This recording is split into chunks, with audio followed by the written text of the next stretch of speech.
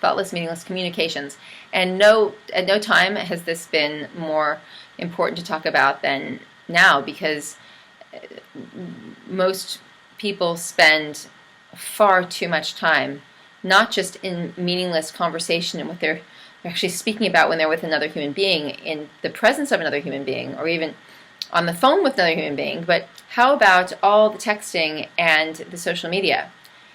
So there's huge expenditure, huge anti-energetic waste, anti-energetic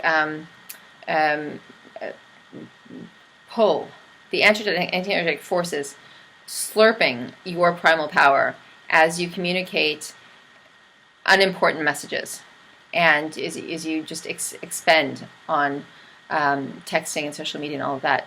So there's a place for it. Obviously, there's a place for it, and it can be a part of your world. I like posting on Facebook. It's fun, but I don't get involved in conversations, and I don't really do much communication other than just posting something that I want to share. Maybe so my mother can see, some of my friends who don't live here can see, and and that aspect can be fun. But it's if you can't keep healthy boundaries around social media use, then you probably just need to stop engaging. Or if your emotions get too caught up with responses and that sort of thing, which is really happening a lot now, especially in the younger generation.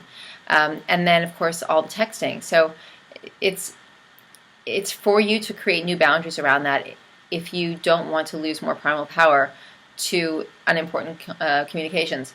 Going back to the school mom thing, these WhatsApp groups. It's funny, I'll say WhatsApp, but I'm sure if this is listened to in 5 years' time, people will be like, "What? What's up? WhatsApp?" I'm sure something will have taken its place by then.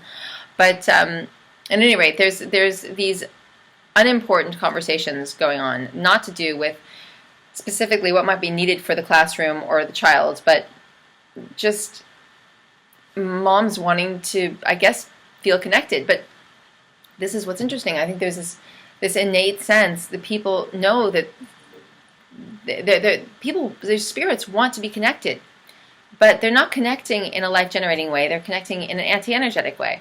So, but they don't realize that because they just sense and they want to feel connected.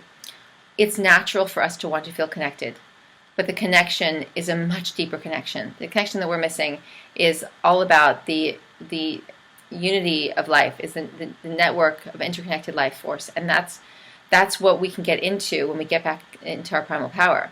But as long as we're disconnected from our primal power, we're always going to feel like we need external connection because the internal connection isn't there.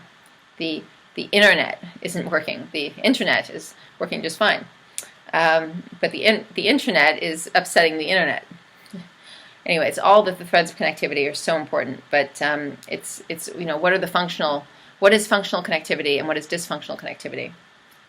Primal power. I just want to keep on saying this because I don't want it to get lost as we talk about all these different things. I want to keep bringing it home to loss of primal power is loss of our gold. We need to retrieve it if we want to operate as functional, thriving human beings. And then something more awaits. But we can't even begin to contemplate that something more. It'll only be theoretical, hypothetical, unless we switch all those other lights on for the big light to be switched on. So this list of the chaos makers and the order makers is for us to really start to get to see where the anti-energetic drains are occurring. They're occurring in the way our space is configured.